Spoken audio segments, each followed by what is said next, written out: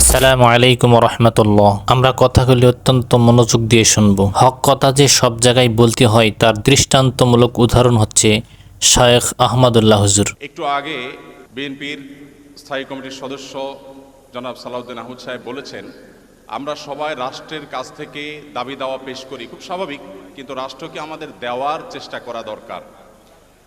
তার সাথে পরিপূর্ণভাবে সহমত পোষণ করে একটি কথা আমি বলতে চাই, সেটা হলো এদেশের 3 লক্ষ মসজিদের কমপক্ষে 6 লক্ষ ইমাম মুয়াজ্জিন রাষ্ট্রকে দেওয়ার জন্য প্রতিনিয়ত চেষ্টা করেন এবং দিয়ে যাচ্ছেন। দুর্ভাগ্যজনক বাস্তবতা, স্বাধীনতার 50 বছর পরেও ইমাম মুয়াজ্জিন এবং আলেম ওলামাদের কোনো অবদানের স্বীকৃতিটুকু রাষ্ট্র কখনো দিতে পারে নাই।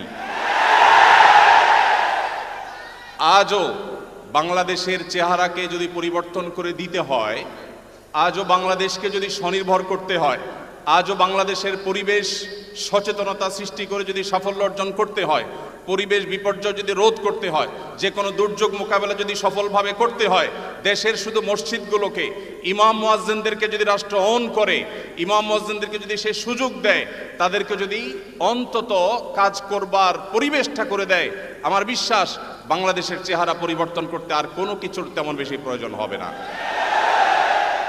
3 লক্ষ মসজিদ, সরকারি হিসেব মতো কমপক্ষে 3 লক্ষ মসজিদ, আরো বহু আগে বলা হয়েছে, সেটা এখন 3 লক্ষের অনেক বেশি চলে গেছে স্বাভাবিকভাবে। 3 লক্ষ মসজিদে প্রতি জুমার দিনে 12:30 থেকে 1:30 পর্যন্ত এই সময়ের মধ্যে গড়ে যদি 100 মানুষ একটা মসজিদে জুমার নামাজে খতিব সাহেবের খুতবা শোনার জন্য আসেন, তাহলে 3 কোটি মানুষ হয়। বাংলাদেশের সমস্ত টিভি চ্যানেল, সমস্ত মিডিয়া একযোগে সবচেয়ে পিক টাইমে এত বেশি দর্শক কখনো পায় বলে আমি মনে করি না।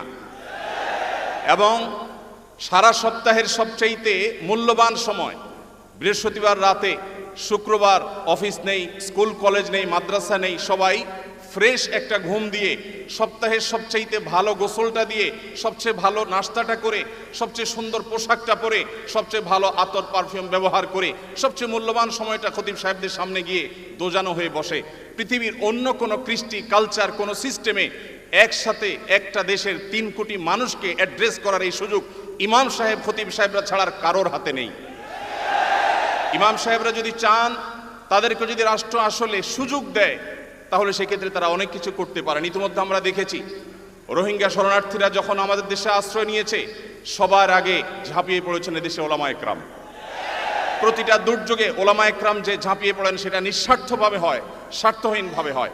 আমার উদাত্ত আহ্বান যে আগামীর বাংলাদেশে এদেশের মসজিদগুলোকে, আলেম ওলামাদেরকে যেন রাষ্ট্র অন করে, তাদেরকে কাজের সুযোগ দেওয়া হয়। কোনো বেতন ভাতার সুবিধা দেওয়া, এটা আসলে দয়া দাক্ষিণ্যের বিষয় নয়। এদেশে আইন শৃঙ্খলা যতটুকু নিয়ন্ত্রণে আছে, এর জন্য আইন শৃঙ্খলা রক্ষাকারী বাহিনী, সংশ্লিষ্ট বিভিন্ন ডিপার্টমেন্টে যেমন অবদান আছে, আমি মনে করি মসজিদের মিম্বরগুলো, মাহফিলের মঞ্চগুলোর অবদান তার চাইতে কোনো ক্রমে কম নয়। এদেশ থেকে যৌতুককে যে জাদুঘরে পৌঁছে দেওয়া হয়েছে, কারা জাদুঘরে যৌতুককে পৌঁছে দিয়েছে? এদেশে যৌতুকের অভিশাপ থেকে মুক্ত করার সবচেয়ে বড় ক্রেডিট একমাত্র ওলামা একরামের। এখনো কোন মসজিদের মিম্বর থেকে, কোনো মাহফিলের মঞ্চ থেকে মানুষকে চুরি করতে, দুর্নীতি করতে, ডাকাতি করতে, মাদকাসক্ত হতে, কোনো খারাপ কাজের প্রতি আহ্বান করা হয় না। এই সমস্ত মঞ্চগুলো থেকে বহু মানুষ খারাপ পথ থেকে ফিরে আসে। আমরা যদি একটা সৎ, দক্ষ এবং ভালো নাগরিক গড়ে তুলতে চাই, তাহলে সেক্ষেত্রে মসজিদগুলোকে আমাদের অন করতে হবে। আমি বিশ্বাস করি আগামীর বাংলাদেশে সেটি হবে, আমরা সবাই সেটি প্রত্যাশাও করি।